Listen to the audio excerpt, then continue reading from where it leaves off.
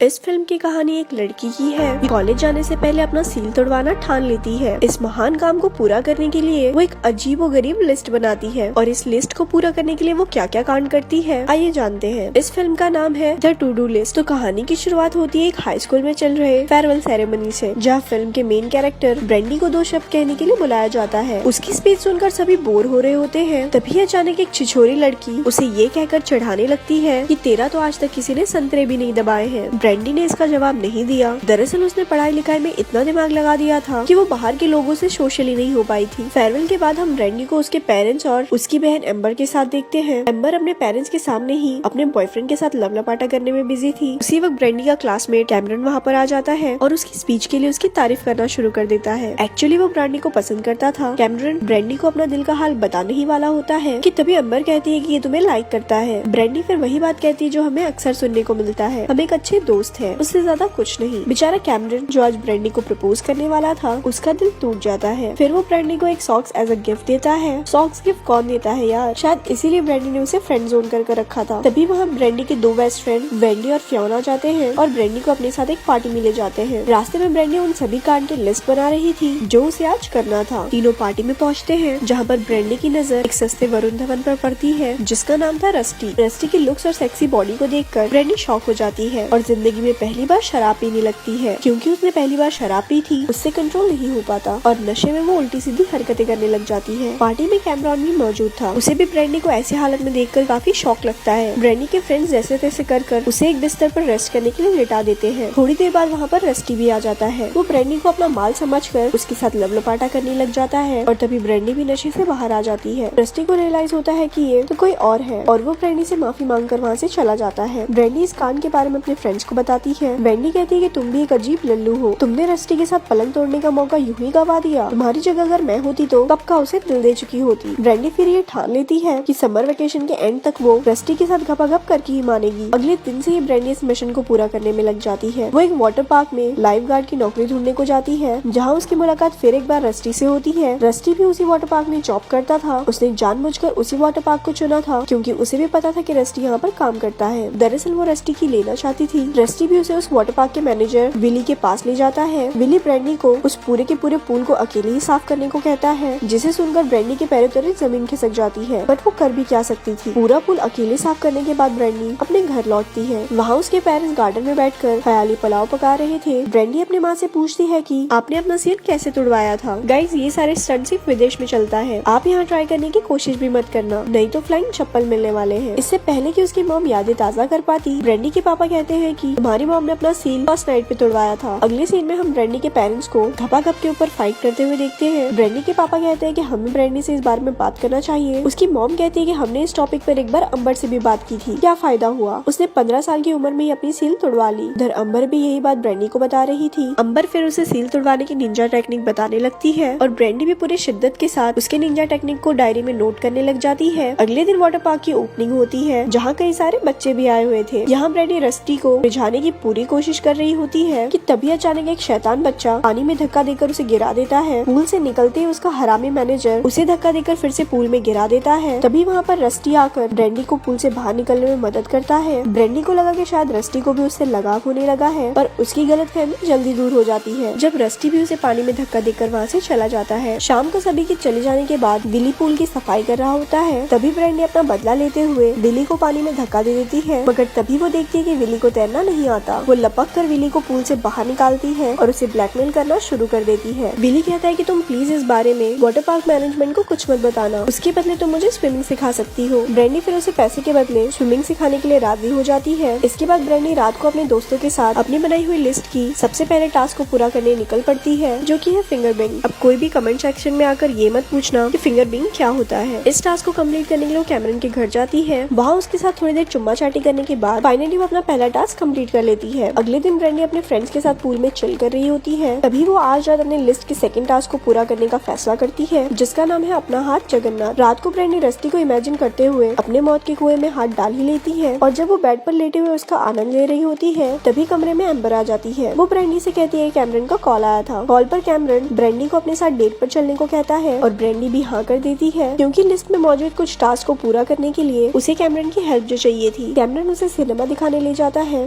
दोनों थिएटर में भाई की फिल्म देख रहे होते हैं। भाई की मूवी देखते देखते ब्रेंडी को नींद आने लगती है कि तभी उसे अपनी लिस्ट की टास्क याद आ जाती है। वो अपने हाथ से कैमरन के छोटे चेतन को सहराना शुरू कर देती है। कैमरन भी मूवी देखने का नाटक कर रहा होता है, बट डीप इनसाइड वो भी इसका आनंद ले रहा होता है। अगले दिन फिर से ब्रेंडी पूल पर रस्टी को रिझाने के लिए बिकनी पहन कर आती है और वो रस्टी को इम्प्रेस करने के चक्कर में बच्चों वाली राइड पर एंजॉय करना शुरू कर देती है। एक वाटर राइड के दौरान अचानक ब्रेंडी के साथ ये हो जाता है जिसकी वजह से उसके खरबूजे आजाद हो जाते हैं। ब्रेंडी को ये बात पूल से बाहर आने के बाद पता चलता है और वो पानी में तैरते हुए अपने कपड़े को लेने ही वाली होती है कि पूल में मौजूद कुछ शैतान बच्चे उसके कपड़े को लेकर खेलने लग जाते हैं। कोई चारा ना होने की वजह से ब्रेंडी ऐसे ही पूल के बाहर आ जाती है जहाँ रस्टी भी इस नजारे को देख रहा था। कुछ देर बाद ब्रेंडी विली को स्विमिंग सिखा रही होती है, तभी वहाँ उसकी बहन एम्बर आ जाती है। एम्बर की खूबसूरती देखकर विली उसके ऊपर दाना डालने की कोशिश करता है, पर एम्बर कहाँ उस लल्लू राम से सेट होने वाली थी। इधर रस्टी अपने कुछ दोस्तों के साथ बैठकर बातें कर रहा होता है और ब्रेंडी अपने कुछ दोस्तों के साथ। ब्रेंडी फियोना से कहती है कि जरूर रस्टी मेरे ही बारे में अपने दोस्तों के साथ बात कर रहा है। ब्रेंडी फिर एक बच्चे को रस्टी के पास उनकी बातें सुनने को भेजती है। इधर सेम टू सेम रस्टी को भी ऐसा लगता है कि ब्रेंडी अपने दोस्तों के साथ उसके बारे में ही बात कर रही है, तो वो भी एक बच्चे को ब्रेंडी के पास उसके बातें सुनने को भेजता है। लेकिन बच्चे तो ठहरे बच्चे, वो आम की जगह इमली सुन लेते हैं। ब्रेंडी ने जिसे खबरी बनाकर रस्टी के पास भेजा था वो कहता है कि रस्टी सैटरडे को एक क्लब में गाना गाने वाला है। इधर रस्टी का खबरी भी उसे गलत इन्फॉर्मेशन देता है कि अगर तुम पाइनएप्पल का जूस पियोगे तो ब्रेंडी तुम्हारा मुंह में लेगी। तभी पूल से कैमरन बाहर निकलता है और ब्रेंडी को एक बार फिर से अपने साथ डेट पर चलने को कहता है। ब्रेंडी इस बार भी हाँ कर देती है। अगले सीन में हम ब्रेंडी को उसके दोस्तों के साथ एक पब में रस्टी का इंतजार करते हुए देखते हैं, बट रस्टी वहाँ पर आता ही नहीं क्योंकि ब्रेंडी के खबरी ने उसे गलत इन्फॉर्मेशन दिया था। ब्रेंडी फिर उस पब में आए कुछ बैंड मेंबर्स को अपने साथ वाटर पार्क में ले जाती है और उनके साथ घपाघप तो नहीं पर कुछ कुछ ऊपर ऊपर से करना शुरू कर देती है। ब्रेंडी की आहट सुनकर वहाँ पर विली भी आ जाता है और ये सब चल रही कांड को देखकर ब्रेंडी को खूब खरी खोटी सुनाता है। इधर हम कैमरन को देखते हैं जो कि अपनी डेट के लिए ब्रेंडी को पिकअप करने आया था, लेकिन ब्रेंडी तो कहीं और ही गुल खिला रही थी। ब्रेंडी के पेरेंट्स उसे उसके रूम में वेट करने को कहते हैं। वेट करते करते कैमरन को ब्रेंडी की टू डू लिस्ट मिलती है। उस लिस्ट को देखने के बाद कैमरन को समझ आ जाता है कि ब्रेंडी उससे प्यार नहीं करती, वो तो सिर्फ अपने टास्क को कंप्लीट करने के लिए उसका यूज कर रही थी। बेचारे कैमरन के दिल के 100 टुकड़े हो जाते हैं क्योंकि कैमरन ब्रेंडी को सच में लाइक करता था। थोड़ी देर बाद ब्रेंडी भी गुलछड़े उड़ाने के बाद अपने घर लौटती है और कैमरन को अपने कमरे में देखकर काफी शॉक हो जाती है। कैमरन भी उसपे काफी गुस्सा होता है और पूछता है कि तुमने मेरे साथ ऐसा क्यों किया। ब्रेंडी के पास बोलने के लिए कोई शब्द नहीं था, इसीलिए कैमरन वहाँ से चला जाता है। ब्रेंडी को कैमरन के लिए काफी बुरा लग रहा था और अगले दिन वो अपने दोस्तों को इस बारे में बताती है, लेकिन उसके दोस्त कहते हैं जो हुआ सो हुआ, भूल जाओ उस देवदास को, तुम सिर्फ अपने लिस्ट पर ध्यान दो। भूल गई रस्टी के सिक्स पैक को। इधर कैमरन भी अपना दुख अपने दोस्त डफी को सुनाता है। डफी को ब्रेंडी काफी इंटरेस्टिंग लगती है और वो उसे अपने घर पर इनवाइट करता है। पहले तो वो ब्रेंडी को समझाने की कोशिश करता है कि कैमरन के साथ जो उसने किया वो गलत है, पर थोड़ी ही देर बाद वो हरामी ब्रेंडी के साथ फ्लर्ट करना शुरू कर देता है। ब्रेंडी डफी के गले पर एक लव बाइट देखती है और वो उसे पूछती है कि ये कैसे हुआ। डफी कहता है कि मैं इसे एक्सप्लेन नहीं कर सकता, अगर तुम्हें जानना है तो मैं ये तुम्हें करके दिखा सकता हूँ। फिर दोनों नीचे जमीन पर ही ऊपर ऊपर से घपाघप करने लग जाते हैं। अगले दिन डफी अपने दोस्त डेरी को ब्रेंडी के लिस्ट के बारे में बताता है, जिसके बारे में जानकर डेरी का छोटा चेतन भी ब्रेंडी के साथ एंजॉय करने की जिद करने लग जाता है। डेरी ने भी ठीक वही किया जो डफी ने ब्रेंडी के साथ किया था। अब ब्रेंडी को अपने अगले टास्क को कंप्लीट करने के लिए कैमरन की याद आती है, तो वो उसे फोन लगाती है, बट कैमरन फोन नहीं उठाता। तभी वेंडी और फियानो उसे शाम को अपने साथ फिल्म दिखाने ब्रेंडी को पिकअप करने के लिए उसके घर आते हैं। तभी वेंडी की नजर ब्रेंडी की लिस्ट पर पड़ती है और उसे पता चलता है कि ब्रेंडी ने डफी के साथ भी ढोल बजाया है। एक्चुअली वेंडी डफी को लाइक करती थी और इसी वजह से ब्रेंडी के साथ उसकी बहस हो जाती है। अगले दिन हम ब्रेंडी को वाटर पार्क में देखते हैं। उस वाटर पार्क को किसी राइवल वाटर पार्क वालों ने गंदा कर दिया था, सो ब्रेंडी, रस्टी और विली रात को उस राइवल वाले के साथ बदला लेने जाते हैं और उसमें वो सक्सेस भी हो जाते हैं। मिशन सक्सेसफुल होने के बाद फाइनली ब्रेंडी और रस्टी एक दूसरे के साथ लव लपाटा करते हैं। अगले दिन उस वाटर पार्क का ओनर अपने पूल की हालत देखकर उसकी आतामाजी सटक जाती है और तभी उसे पार्क की गेट पर एक कपड़ा टंगा हुआ दिखाई देता है। उस कपड़े के पीछे ब्रेंडी का नाम लिखा हुआ था। वो तुरंत विली के पास जाता है और उसे ब्लैकमेल करने लगता है कि अगर उसने ब्रेंडी को काम से नहीं निकाला तो वो उसकी कंप्लेंट मैनेजमेंट से कर देगा। ना चाहते हुए भी विली ब्रेंडी को काम से बिना लात मारते हुए निकाल देता है। सैड ब्रेंडी चली अपने मौत के कुएं में उंगली करने कि तभी कमरे में उसकी माँ आ जाती है। वो उसे एक लोशन देती है और उसे कहती है कि अपने मौत के कुएं पर लगाया करो, जिससे तुम्हें दर्द नहीं होगा। एक्साइटमेंट में आकर ब्रेंडी रस्टी को फोन लगाती है और उसे अपने साथ डेट पर चलने को पूछती है। रस्टी भी कहाँ इस मौके को गवाने वाला था, तो वो भी डेट पर चलने के लिए राजी हो जाता है। इधर अंबर ब्रेंडी को डेट पर जाने के लिए ऐसे तैयार कर रही होती है जैसे मानो उसकी शादी हो। साथ ही साथ वो उसे कुछ सीक्रेट टिप्स भी देती है। फाइनली ब्रेंडी रस्टी से डेट पर मिलती है और फिर दोनों एक कार में कबड्डी खेलने का प्लान बनाते हैं। दोनों खेलना शुरू करते हैं, लेकिन तभी रस्टी की फुलझड़ी 2 मिनट में ही फुस हो जाती है। जाहिर सी बात थी कि ब्रेंडी को इस बात से बिल्कुल भी खुशी नहीं हुई और वो रस्टी से काफी अपसेट हो जाती है। ब्रेंडी सोच रही होती कि जिसके लिए उसने इतने पापड़ बेले वो तो किसी काम का भी नहीं निकला। तभी उसकी नजर एक दूसरे कार पर पड़ती है जिसमें उसके डैड उसकी मॉम के साथ घपाघप कर रहे थे। वो रस्टी से कहती है कि जितनी जल्दी हो सके यहाँ से चलो और यहाँ पर ब्रेंडी के पेरेंट्स भी घर जाने के लिए निकल पड़ते हैं। घर पर आकर ब्रेंडी को एक और शॉक मिलती है जहाँ एम्बर विली के साथ पलंग तोड़ रही थी। तभी दरवाजा खुला होने की वजह से उसके पेरेंट्स सीधा अंदर आ जाते हैं। मतलब गाइस सोचो ये अमेरिका है इसलिए ये सब चलता रहता है। अगर इंडिया होता तो बाप पहले गोली मारता फिर पूछता कि ये तूने क्या किया। खैर इधर ब्रेंडी अपने दोस्त बेंडी और फियोना के घर जाती है और उससे अपनी गलती के लिए माफी भी मांगती है। फिर तीनों एक बार फिर से अच्छे दोस्त बन जाते हैं। यहाँ सीन स्विफ्ट होकर दिखाया जाता है कि ब्रेंडी को जॉर्जटाउन यूनिवर्सिटी में एडमिशन मिल गया है जहाँ उसकी मुलाकात एक बार फिर से कैमरन से होती है। दोनों थोड़ी देर बातें करते हैं और फाइनली एक दूसरे के साथ पलंग तोड़ते हैं और कई तरह की पोजीशन में कबड्डी खेलने के बाद फाइनली ब्रेंडी की टू डू लिस्ट में लिखे सारे चीज कंप्लीट हो जाते हैं। और दोस्तों इसी के साथ ये मूवी यहीं पर खत्म हो जाती है। ऐसी और स्टोरी सुनने के लिए हमारे पेज को लाइक करें।